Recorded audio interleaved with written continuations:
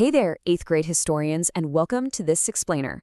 Today, we're diving deep into a fascinating topic: freed people, Black political leadership, and resistance. We are going to look closely at the era immediately following the Civil War, and we'll unpack three massive, game-changing additions to the U.S. Constitution that fundamentally reshaped our country. And, importantly, we'll also look at the fierce, organized resistance that met those changes. Okay, let's dive into this. So, here's our roadmap for today.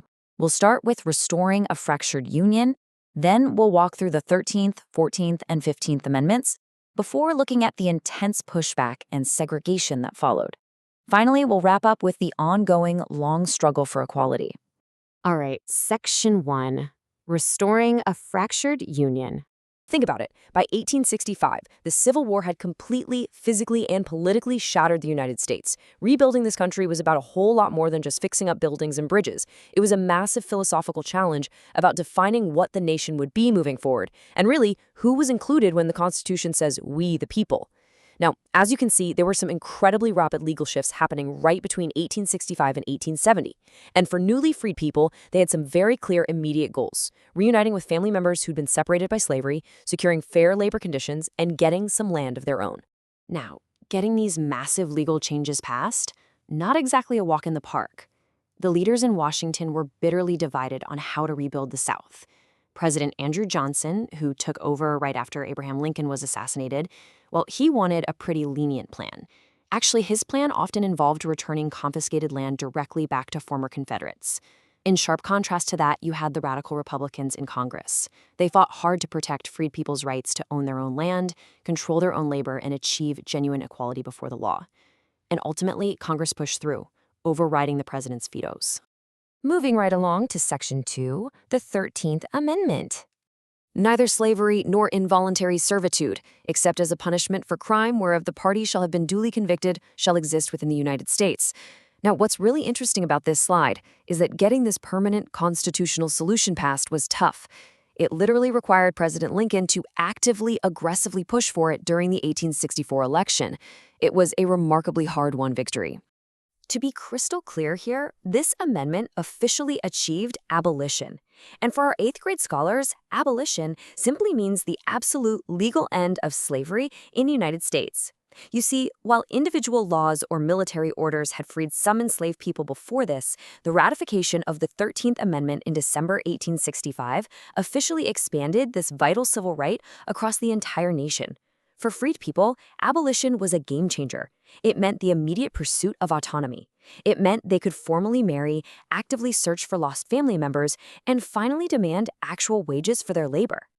Time for our first pause check. I really want you to use your historical logic here. If President Lincoln issued the famous Emancipation Proclamation back in 1863, why in the world did Congress still need to go through the incredibly long, difficult process of passing the 13th Amendment in 1865? Take a second. Think about the limits of a wartime presidential order. So here's the immediate reasoning. The crucial point is that the Emancipation Proclamation had strict legal limits. It only applied to areas of the Confederacy that were currently in a state of rebellion. Believe it or not, it didn't even apply to the loyal border states that had stayed in the Union. So a permanent amendment to the Constitution was absolutely essential to make abolition permanent and guarantee it everywhere, forever, no loopholes. Let's jump to Section 3, the 14th Amendment. Congress quickly realized that just ending slavery wasn't going to be enough. Freed people desperately needed guaranteed legal rights to protect them in this new post-war society. So the 14th Amendment boldly steps in and declares all persons born or naturalized in the United States are citizens of the United States and of the state wherein they reside. And this brilliantly illustrates the whole concept of birthright citizenship. By permanently writing this into the Constitution, the nation formally granted citizenship to formerly enslaved people just by virtue of them being born on American soil. Armed with this new status as citizens, freed people fiercely advocated for their communities, especially focusing on creating public school systems to secure a real education for their children. The 14th Amendment also introduced two incredibly important, heavy-hitting legal ideas: due process and equal protection. Let's break down that constitutional jargon. Basically, this means that individual states cannot just unfairly take away your life, liberty, or property, and they absolutely must treat all citizens equally under the law. Essentially, this aimed to extend the liberties we all know from the Bill of Rights to formerly enslaved people, making the federal government the ultimate protector of those rights. And, protected by these new rights, Black community leaders started organizing politically at the local and state levels. Okay, Section 4, the 15th Amendment. To former abolitionists and the radical Republicans, this third and final Reconstruction Amendment, it was viewed as the ultimate fulfillment of the promise of equality. The text states the right of citizens of the United States to vote shall not be denied or abridged on account of race, color, or previous condition of servitude. Notice how incredibly specific this language is.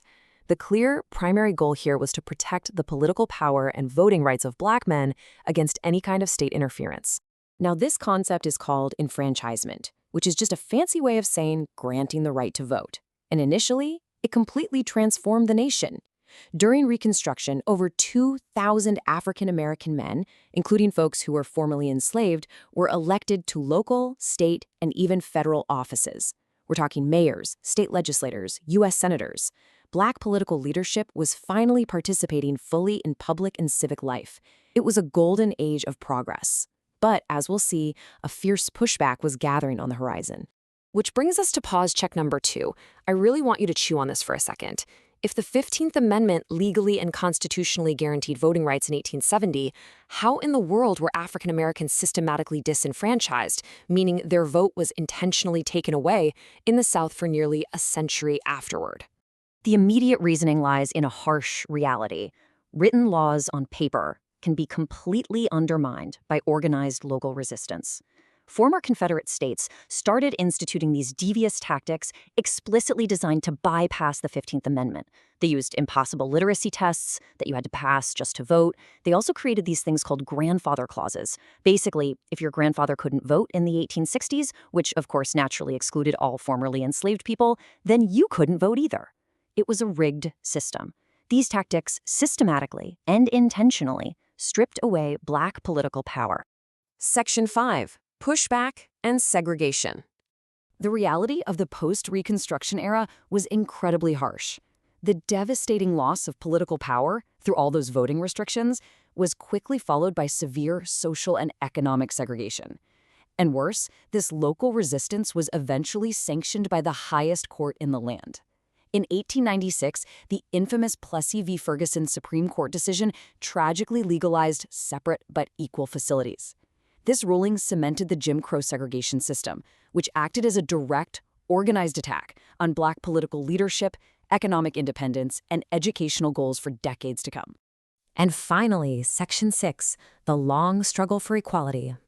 Okay, let's do a concise recap of this entire 100-year arc we've just explored. Right after the Civil War, the Reconstruction Amendments were passed with so much promise, but they were immediately met with fierce Southern resistance and intense voter suppression. However, the legacy of those amendments survived. Individual reformers like Booker T. Washington, W.E.B. Du Bois, and powerful groups like the NAACP engaged in decades of determined, tireless struggle. They literally used the broken promises of those very amendments to petition the government, initiate court cases, and offer dissenting opinions that laid the exact foundation for future change. And finally, prompted by this unyielding civil rights movement, the Voting Rights Act of 1965 was passed to properly enforce the 15th Amendment, a full century later. I want to leave you with a final transfer question to really think about long after this explainer ends. How does understanding the fierce historical pushback against the 14th and 15th Amendments shape our view of our responsibility to protect voting rights today? History clearly shows us that constitutional rights written on a piece of paper are fragile, and they must be actively protected by every single generation.